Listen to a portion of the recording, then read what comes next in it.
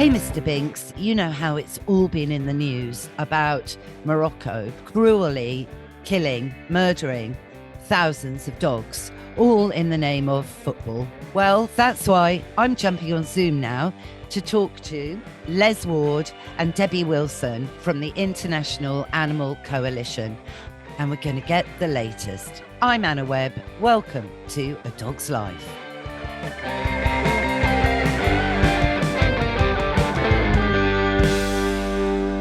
Les Ward and Debbie Wilson from the International Animal Coalition, thank you for joining us today on A Dog's Life. It's a pleasure to be here. Oh, I'm so pleased.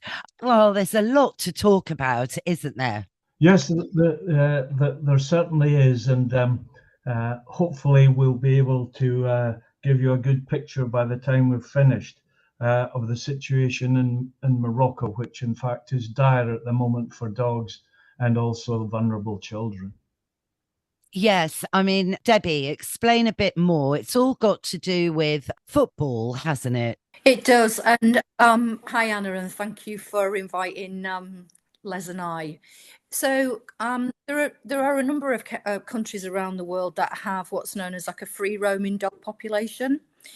Morocco has approximately 3 million free roaming dogs, but some of those dogs are what are known as community dogs. They're looked after by people.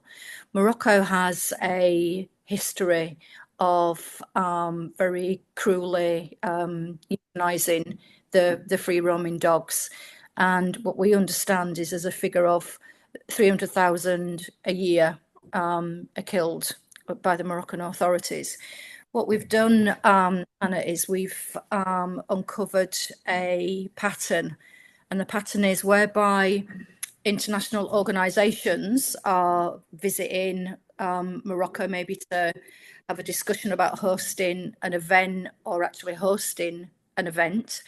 The killing of the animals increases, and sometimes it massively increases. So, for example, the football connection is that FIFA visited Morocco in January last year, so that's January 2023, to talk about Morocco being a potential co-host for the 2030 World Cup.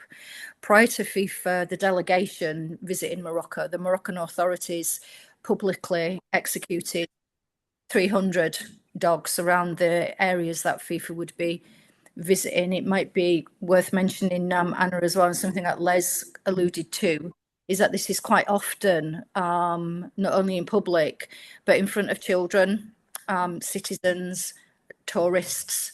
Methods used, shooting, poisoning, sometimes beating to death. And so if we go back to FIFA, it appears as if, and this is coming from people inside Morocco, and we're, contacted, so frequently now, from Moroccan people on the ground, is that the Moroccan authorities' plan is to exterminate all the 3 million free roaming dogs. So I think, as bad as it is now, what we're seeing on the ground is it's getting worse. And unless there's some intervention in this, it looks like it's going to get even worse for the animals, but also, for the trauma that's been inflicted on the children and citizens in Morocco. Yeah, no, 100%. I mean, this is shocking, beyond shocking, particularly as I understand it, but I might have this wrong. Morocco hasn't actually been selected yet to stage any events in the 2030 World Cup, which is still a good few years away. I was just going to say to that, Anna, that on the 11th of December, FIFA and will hold a congress at which they will ratify or otherwise Morocco, Spain and Portugal as the co-hosts of the 2030 World Cup.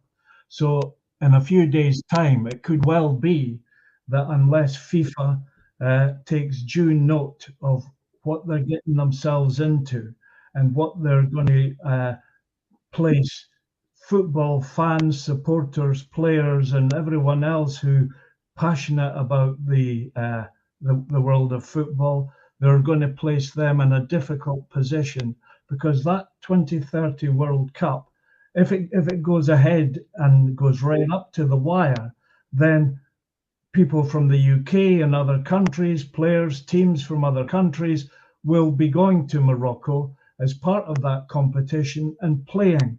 But will they actually know that they're there? But as a result of being there, that possibly 3 million dogs have been removed from or as they say, cleansed from the streets of Morocco. It's awful. No, it's so, I mean, it's so terrible. I mean, look, I don't really know much about football. Football isn't something I'm interested in, I'll be quite honest with you. So is FIFA a British organization? I don't even know. Or is it American? Is it international? It's probably a bit appalling that I don't even know that. Is it, it can't just be Spanish or Portuguese, right? No, I don't know if Debbie wants, but if I just have one more go and Debbie can come in. FIFA is based in Switzerland. It has over 200 associations of FIFA that make up this Congress. The World Cup, as it says, brings in the world's football teams that have, through a competition, made themselves worthy of taking part in the 2030 World Cup, i.e. they've won all their games, and these are the best teams in the world that will go to Morocco, Spain and Portugal and play the game of football. So that's really them in a nutshell. I mean, FIFA regularly has been condemned for lack of governance, lack of integrity and so on. So this is not new to them. What's going on in Morocco and what the IAWPC is trying to bring to an end will not be new to them. They'll have faced many confrontations with the public. They face constant exchanges with Amnesty International because of the breach of human rights that goes on in these very countries. So, but that's where they are. They are based in Spain. They are in a literal ivory tower, but they are immune. They never reply to any letters we send them. They never reply, the government, to anything we send them. They're trying to sit it out. But Debbie and I will be at this as long as it takes, so justice is done for the animals of Morocco and also the children of Morocco.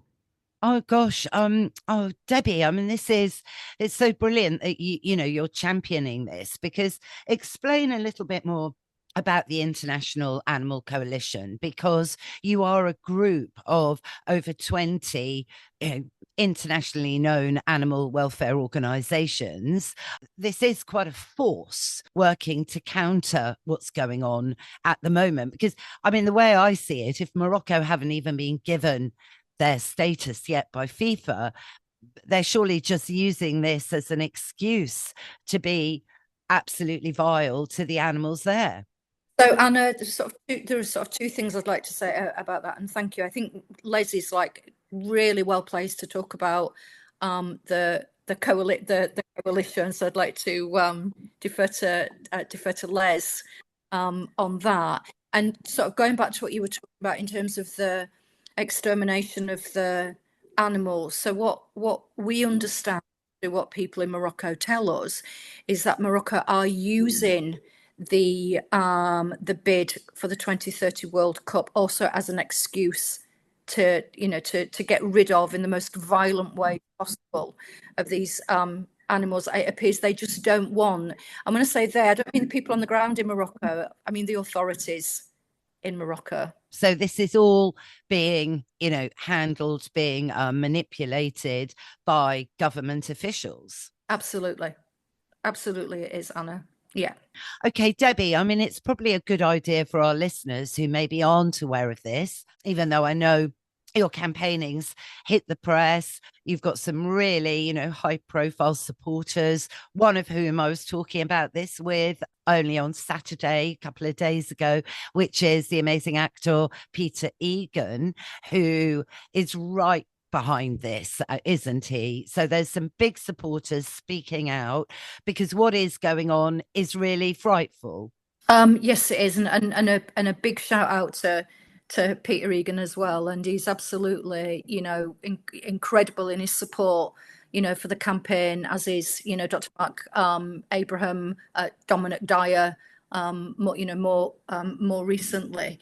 So I was going to say something actually, Anna, about one of the things that we know to be true is that past risk is often the best indicator of future risk.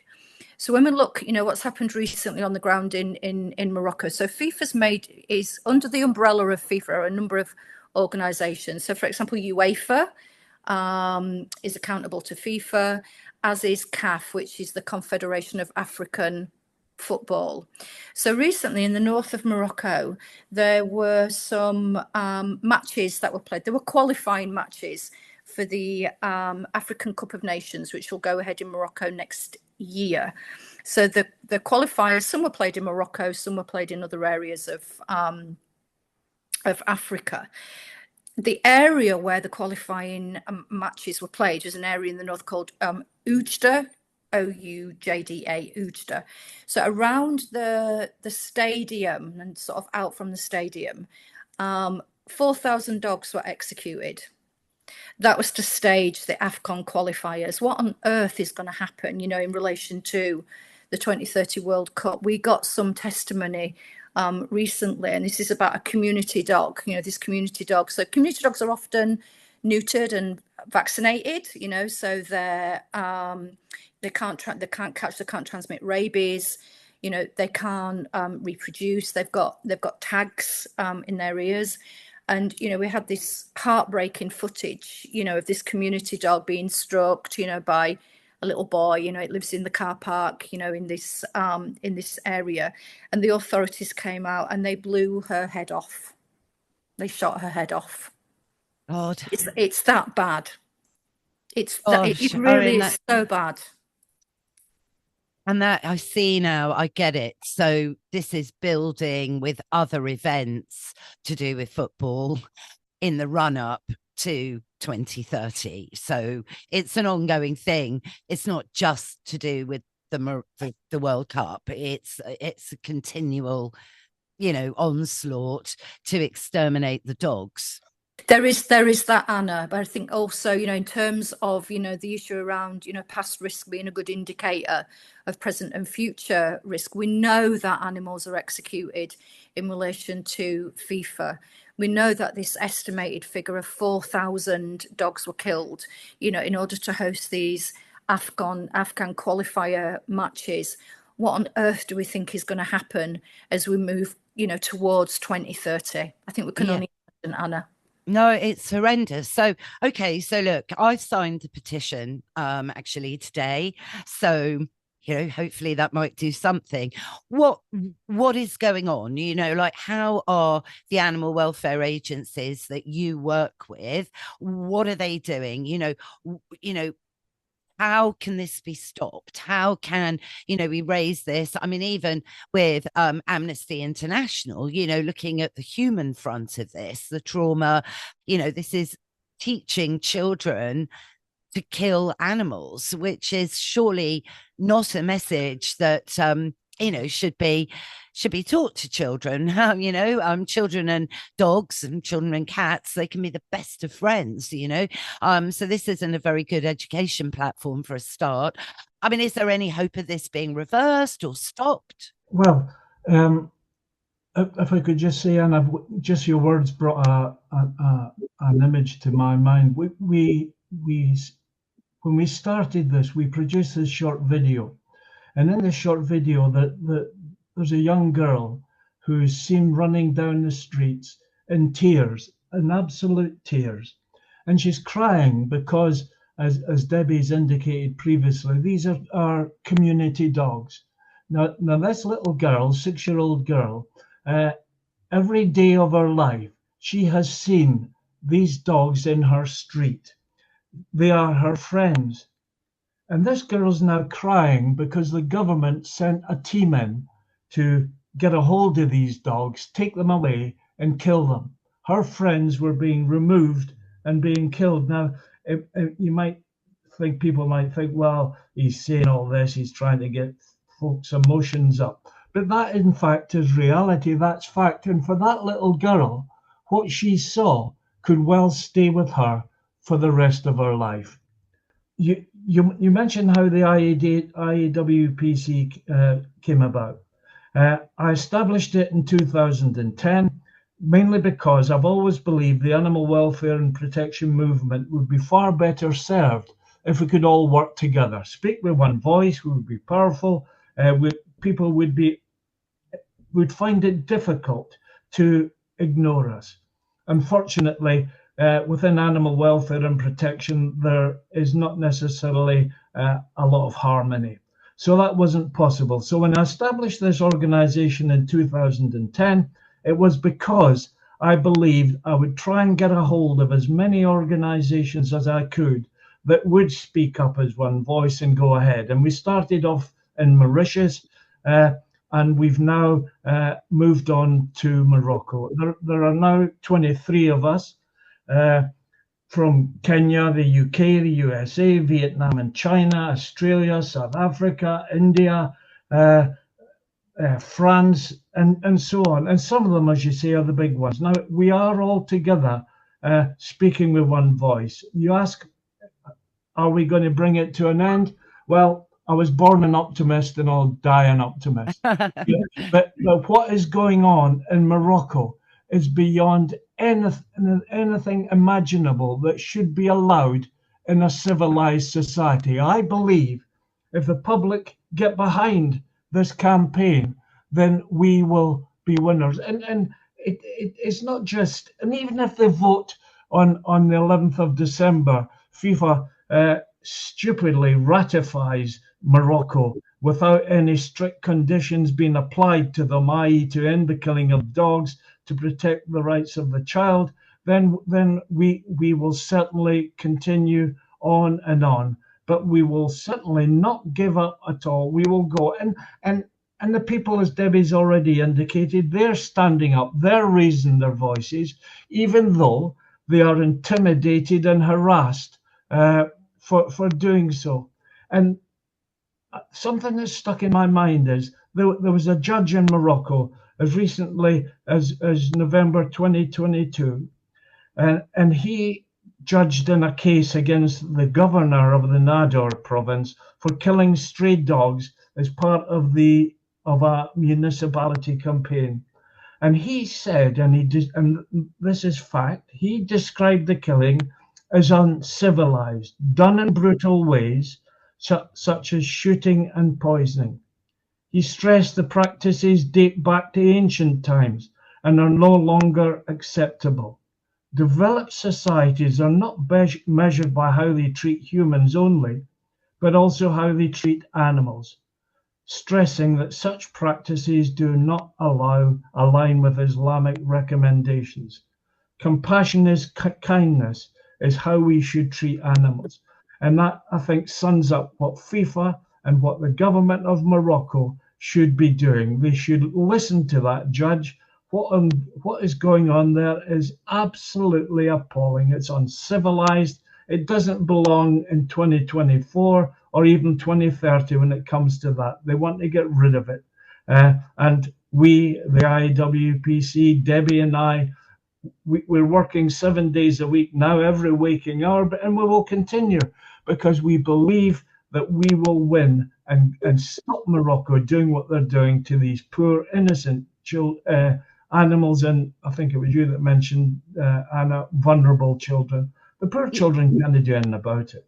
No, of course. I mean, I'm sure, I would hope that there are, civilized people living in Morocco, that, grown-ups that are not liking what's going on, but of course, I suppose there is a cultural influence there. But I suppose the bigger thing, Les, is, listen, the World Cup's a big money spinner, isn't it? There's a lot of big brands that are associated, big phone firms, you name it, talking global brands. Surely they wouldn't want their name being associated with an event or a sequence of events running into it. that is tarnished, tainted with blood, the blood of animals. So maybe, I mean, could you not approach those sponsors and make it plain to them what's going on? And if the sponsors start rattling their cages, because without sponsors, the World Cup isn't going to happen. Well, absolutely. And in fact, that's what we're doing. The main sponsor of the 2030 World Cup is Qatar Airways. We've written to them on a couple of occasions. We're going to be writing to them again this week. And we've told them that they will be tarnished by what Morocco is doing. They are the ones that are providing all the main bulk of the money that will allow the 2030 FIFA World Cup to go ahead. But at the moment, they too are remaining silent. Maybe they're hoping it will go away. But the power of all this isn't in the hands of the IAWPC really to bring about change. It's in the hands of football worldwide. It's in the hands of members of the public who either know about football or who don't know about football. This is all about standards of decency that we should not be allowing, if we just keep it to the UK, sending our teams from the UK, and hopefully Scotland will be there along with Wales, Ireland and England, but we should not be sending teams out there to take part in a tournament that has happened because of the eradication, the annihilation of 3 million dogs. But you're right, Anna, the sponsors must stand up and be counted. And the co-hosts of Spain and Portugal, I mean, they're going to get tarnished with this as well. So they should stand up and be counted. But at the moment, they're not. And we've got video vans turning up outside the Portuguese and the Spanish Moroccan embassies, the Federation of Football Associations. Debbie's been outside the Moroccan embassy in London. She's been outside Old Trafford. She got a huge support when she was outside Old Trafford last week for what was going on in Morocco. They, like you, were absolutely appalled that this was going on in the name of football. So we hope the public will rise up against this, add their voice to what the IAWPC is doing, and together we'll make a difference and we'll bring this violence to an end. Yes. Oh my gosh. So what can people do that are listening right now? And there is a petition. So I assume to urge everyone to lobby government, our government, would be a good start. Anna, I've just made a note of we've got 3 social media accounts. So we're on Instagram as the IAWPC, we're on Facebook as IAWPC, and we're on X as IAWP Coalition. So we'd encourage and urge people to go on our social media sites and to continue.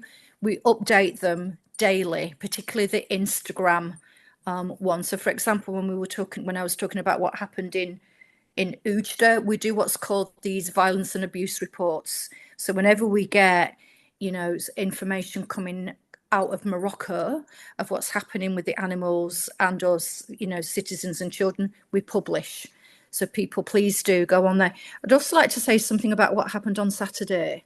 It seems as if there is evidence that FIFA have been listening. They have been listening to us and others. So I think it was midnight on Friday, FIFA published what was called the bid evaluation report. So that was the evaluation of the tri-bid, the Morocco, Spain and Portugal. In the section where they're talking about the assessment of the Moroccan bid, and I'll read it out, what they've said is, finally, the bid, that's Morocco, has outlined its commitment to the protection of animal rights and has highlighted that since August 2024, the culling of animals is prohibited in the country and governmental resources are being allocated to expand clinics and support programs for stray dogs. Anna, everybody out there, this is a lie, okay? There have not been any animal rights since August. Animals have continued to be publicly executed since August, which includes the 4,000 dogs that were executed around the Ulster stadiums. We have continued to write to FIFA up until and since August 2024, and we've provided them with videos, photographs, witness testimony, dated and with locations. All the evidence is there that this is just purely propaganda. It's a lie. Gosh, I mean, I can't bear this. This is really upsetting me, particularly as, football's supposed to be the great kind of family sport or whatever, and good connotations attached to it.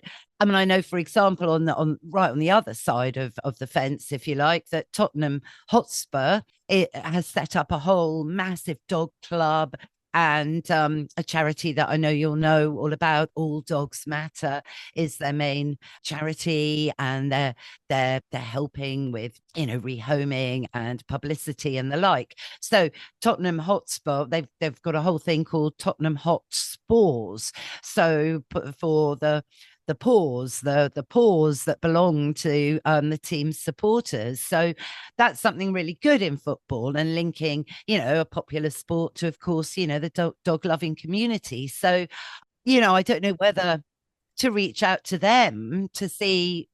They're only one football club, I know that, but whether they can have some influence, because this whole dog-friendly scheme that they've initiated, from what I understand, is going so well. And every week they put a big dog on the screen. It's one of the fans' dogs, and they're the woofer of the week or whatever when they're playing at home. And it's all great and very positive. But, what's going on in Morocco, I really don't like it. And I think I just don't know how you'll stop it. I mean, if the main sponsors are ignoring as well, then this has to be taken up, at a higher level. Governments talking to governments. Can I just ask, just add a quick bit in there to what Anna's just said, Debbie, and I'll butt out again. There's a team in Spain called Espanyol, and at every home game they come onto the pitch, every player with a dog. And their aim is to highlight the importance of looking after your dogs, but also trying to get people to rehome more and more dogs that are in the shelters and the pounds in various countries, but this one particularly Spain. And it's working well. And these top players are happy and prepared to do it. When Debbie was dotting about in a video van in London the other day, that she went to Tottenham for the very reason because that you've put forward there. So there is movement within Morocco. But just the final statement I'll make is this: as Debbie says, that statement that has appeared from this bid member Morocco is a pack of lies. I mean, stations worry, in Spain we're going to get sued about this, but you won't get sued because we've got all the evidence to prove that since August they have been at it. But how this government believes and how FIFA believes that they're going to get away with this, when Debbie every week is sending them more and more horror photographs, trauma of what is going on in Morocco, being dogs wiped out in large numbers, shot, poisoned, a lot.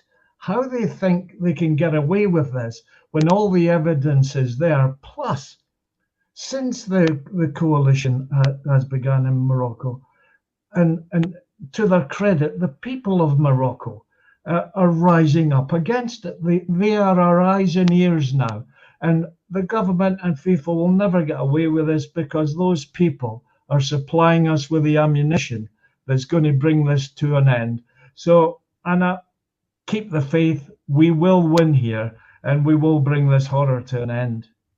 Oh, Les, yes, definitely. I love your optimism, but it's just common sense, It's just seriously in this day and age got to not happen. Debbie, a last note from yourself. Yeah, Anna, it goes back to something that you were talking about in terms of, how can we sort of bring about change? Who do we need support from? There's incredible support on the ground in Morocco. There's incredible support coming from lots of countries. There's support from football fans. We really need, footballers, football federations, footballing pundits, please, to get on board with this. This is not something that's happening over there that has no concern, for the footballing community. It is something that should be of concern to the footballing community. It should concern all of us. The thought that 3 million dogs can be wiped out, how many children can be traumatized in the name of football. It concerns all of us. So Absolutely. It's an appeal, to the federations, the pundits, the players.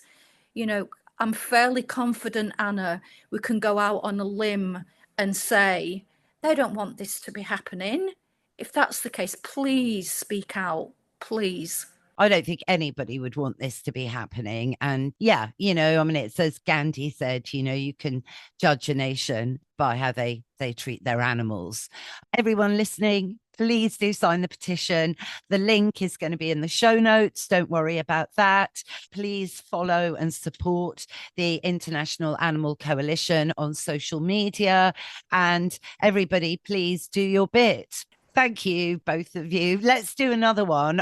Let's keep an update going on this. So it'd be great to find out what happens on the 11th of December and into the new year. If you'd like to come back onto A Dog's Life, Les and Debbie. Well, I'll be absolutely delighted, Anna. And if you just allow me to echo what Debbie has just said, one of the keys for us is to break into the world of football. We need the world of football to join us, because their power is the one that will bring all this to an end.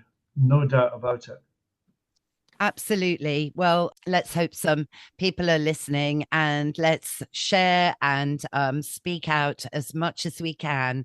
Well, thank you so much for joining us today on A Dog's Life. And I really do want to keep abreast of this. So I feel very honoured that you've taken time to chat with myself and all my listeners listening. Thank you.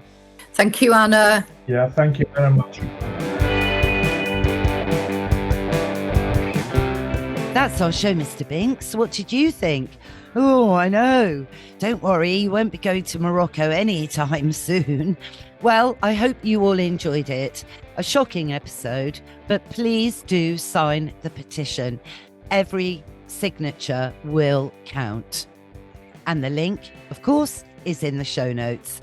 Thanks again, of course, to Les and Debbie for joining us today, and to Mike Hanson, my producer, for all the music and production as ever. Find out more about Mike at Pod People UK. What's that, Mr. Binks? Yes, we will be back in your feed next Sunday. So why don't you go and subscribe, because it's free, and that way you'll never miss another show. Bye for now.